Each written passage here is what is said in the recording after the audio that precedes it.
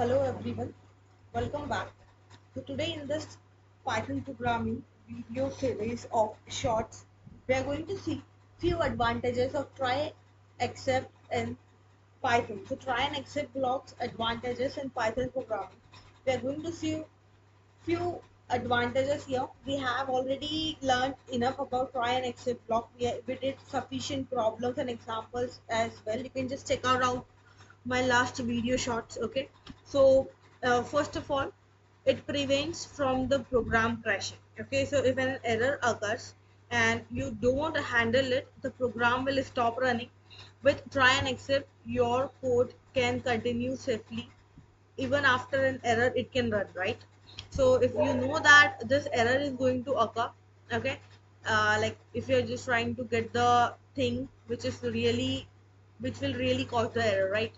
So how this thing is going to run, you know that any number cannot be divisible by 0, right? So this can be beautifully handled with except block, right? A beautiful, I would say, message could be printed out for the user so that user can understand that of course 0 cannot be divisible by anything, right? So this could help you from program crashing. Displays custom error message. Of course you can just use out the messages whatever you want, right? Use user friendly messages in order to just avoid the confusion of Python errors.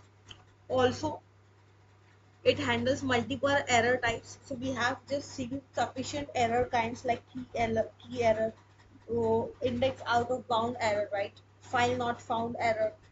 uh, Sufficient examples we have seen. So there are different kinds of errors occurring in the system while you are just trying to run the code in Python. Okay, there could be possible scenarios where you would be facing out the errors. So there are okay, it actually handles the multiple error types. Okay, by the help of except in Python, try and except in Python, you can handle multiple error types as well. Also guys, you can just use, I mean, it could be a useful in real world apps as well.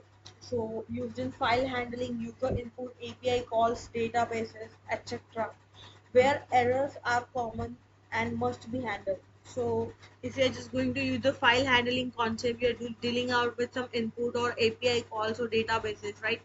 So of course there could be a chances of getting errors, so you can easily handle those errors with the help of try and except block. Okay, of course we can just use the finally block just to clean up for the cleanup purpose, right? If you are like using out any resources, if you are using out finally, so you can just close out the resources successfully, so that no wastage of resources and as well as the program code and other memory usage. Okay, so I hope you guys understood the concept. Thank you so much.